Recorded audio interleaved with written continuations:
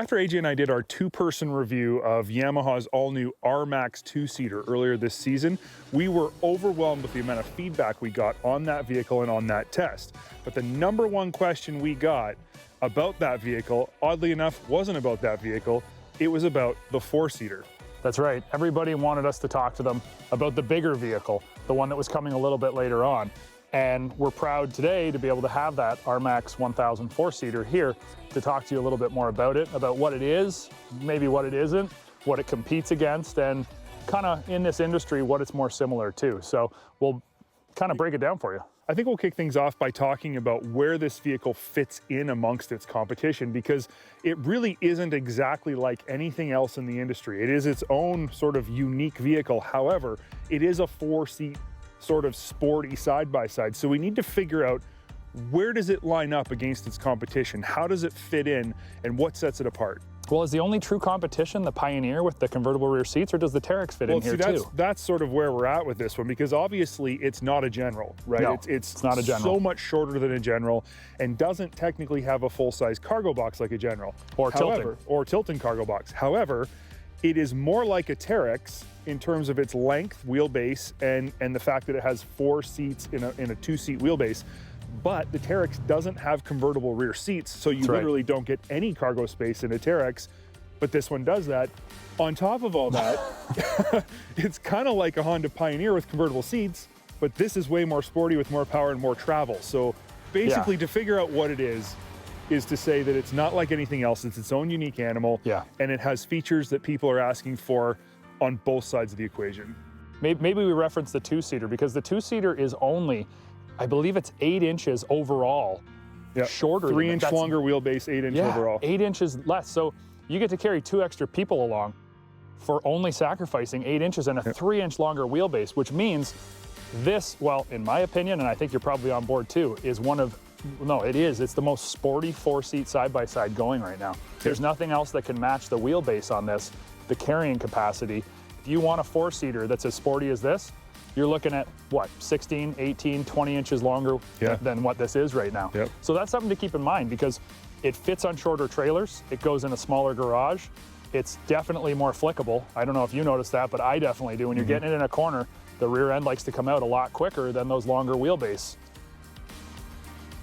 Why don't we take a second and maybe move around the vehicle and just highlight some of the unique features of it, and also talk about, I think a lot of people want to know, what are the differences between this and the two-seater, and we can give you guys all that nitty-gritty information as well. So yeah, I think the key thing for everyone to remember here is that from the tip of the front tires, tip of the front tires to the back of the front seats is everything except tires identical. There is nothing different. It is 100% the same. So sliding the seats forward is basically the same process as in the Wolverine X4. You start by lifting the seat cushion and flipping it forward. It locks sort of in a notch forward so it stays there, and then you simply unlatch the rear part of the seat, slide it forward on its tracks, and lock it back in. And if you do that with both seats, you get almost the same size cargo bed as the two-seater. It's not quite, but it's close, and it's certainly enough that you can take anything you could possibly need for two people to go out on the trail for a day or a weekend even, if you wanted to. Absolutely. You could camp with this thing with the seats forwards, no problem. There's lots of space back here. Now, I will say there is a kind of a rear intrusion bar, if you want to call it that, and that's just for safety, to keep the structure of the overhead roof more sturdy in case you did have a rollover. Does it get in the way? Some people asked, well, that's pretty obvious. It's right where I'd put my stuff. I mean, what are you putting back here? A skid, a pallet of stuff? I mean, it really doesn't bother me at all. I don't think there's any issue with it. It's not meant for humongous items. That's just, if you want that, you go buy a utility vehicle. Yep. If you want the multi-purpose, then you're gonna have to put up with some compromises, as you always do. And this here is just one of them. However, if you have passengers in the back, this isn't a compromise. This is a benefit. It's a huge benefit. Yeah, it just depends on what you're doing. And I think that the way this rear end is designed is sturdy and safe and functional and unique. Yeah, and it's safety is key. Obviously, we have shoulder bolsters, which on the two-seater, everybody knows was a little bit of a bother just because it interrupts your arm. But Yamaha builds and puts these kind of things in for safety. Worst case scenario, hope you never use them, but if you do, they're there and they do their job. The other kind of cool thing is there's 4 cup holders right in front of you, which means you can bring all kinds of stuff along with you, drink-wise. Sippy cups for the kids in the back seat. Sippy cups, and then that cup holder station is also the engine cover, so you can easily access the engine with these simple to use hand screws. They come off with your thumbs. You can get in, you can fill the thing up with oil, and you can check the oil. So very, very smartly designed, but I mean, what do we expect? It's Yamaha. They obviously make it smart. Now, I'm just going to go out on a limb here and say that probably the most important aspect of the RMAX4 is the rear seats. That is what makes it a 4, that's what makes it different, and that's why you're buying this vehicle in particular, is the rear seats. But you know, there's a slight compromise that you're going to have to make based on this being a convertible short wheelbase 4-seater. However, AJ, how does it feel to be in the back seat? Yeah, you know what? The seat is actually super comfortable. I've got more than enough room for my legs and my knees. My feet even have a pretty good place, and I got 2 size 11s down there with pretty decent sized rubber boots on right now, so I'm comfortable with that. Handhold is in the right position. And it's rubber. It is rubber. And the other thing that I noticed right away is the theater style seating. So I'm up higher than the front passenger, which means I've got a better sight line to look forwards. And that's appreciated because a lot of 4-seaters, lower position, so you're always doing this looking over. And if you got 2 people back here, you're banging helmets together, right? Yeah. But for the most part, I think we all can agree that these vehicles are built and made for families. One of the most significant differences between the 2- and 4-seat RMAX models is in the rear suspension. The 2-seater has a class-leading just under 17 inches of suspension travel. This one, because it has people sitting on top of where the wheels and the shocks are, it can only have just over 13 inches of rear suspension travel. There's mechanical reasons why that has to be done that way. Yeah, and this is one of those things that, you know, we're not going to call it a sacrifice, because really I find the suspension compliance in the rear end on this vehicle to be great. It works really good, no issues whatsoever. I've got no complaints. But again, to get this short wheelbase vehicle that doesn't have a full-size rear door that fits on the average size trailer and goes in your garage and is so much more flickable than those long wheelbase vehicles, you have to give up somewhere because, well, those shocks can only be mounted so high or they're going to be right through, well, where the rear passengers are sitting. So not physically possible. Now, another thing that we should talk about that I think adds to the softer ride due to the fact that there's a little bit less travel is the tires. And well, Yamaha was very aware of who is using this vehicle and what they're using it for. It's being used for 4 people to drive around, and as we all know, when you put your family in the back seat of a side-by-side, comfort is the #1 thing you're worried about as a parent of any kind.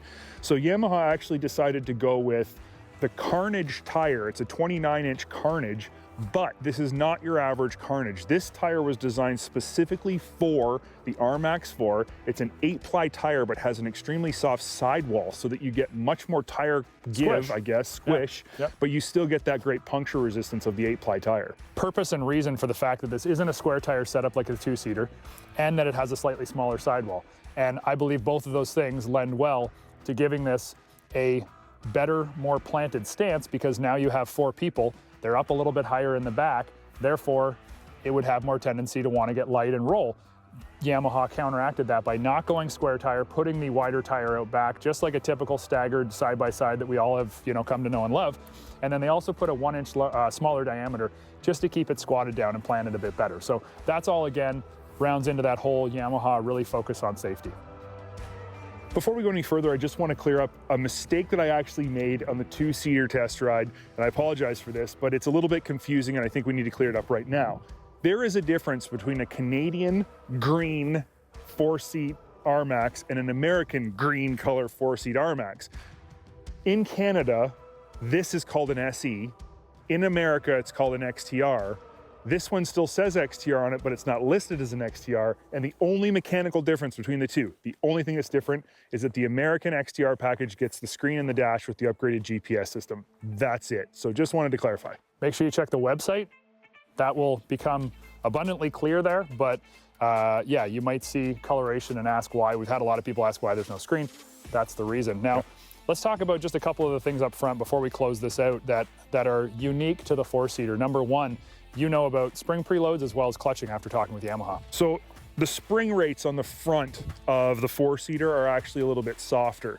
And they did that, again, for comfort. That's the only reason they did it. But it's designed to just improve the ride compliance between the front and the rear, make them a little bit more even so that you get a better ride for your family. And then the second one is the clutching. There are heavier clutch weights in the 4-seater, which all that does is give you a smoother engagement of the clutches when you take off. Just, again, comfort for your passengers so they're not jerking their heads around. Yeah, I think at the end of the day, this vehicle really does answer a lot of questions for people who are looking for a super reliable, super fun, super short 4-seat side-by-side. And I'll tell you what, after the 2-seat RMAX test ride, you and I both said this is a vehicle that we would have at our house, we would have in our own garage if we were spending our own money. Yep. And I'll say it for the 4-seater, for me and my kids and my wife, this is a vehicle I could see us owning as well because it makes a lot of sense. It's not everything for everyone, but when you find me the side-by-side that is, I'll name it the best side-by-side ever made, but we haven't been there yet. Everyone has to be taken in their own unique categorization, and this one fits perfectly, I think, in the family categorization.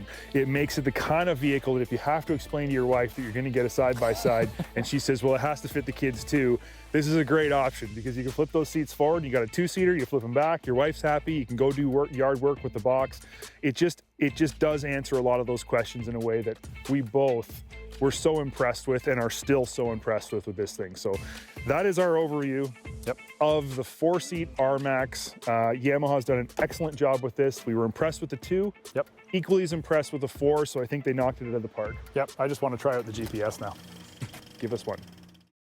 If you've enjoyed this episode of TRAX TV, definitely reach down and click the like button, and please consider subscribing to our channel if you want to see more content just like this. We appreciate it a lot, and stay tuned for more stuff coming from TRAX in the very near future.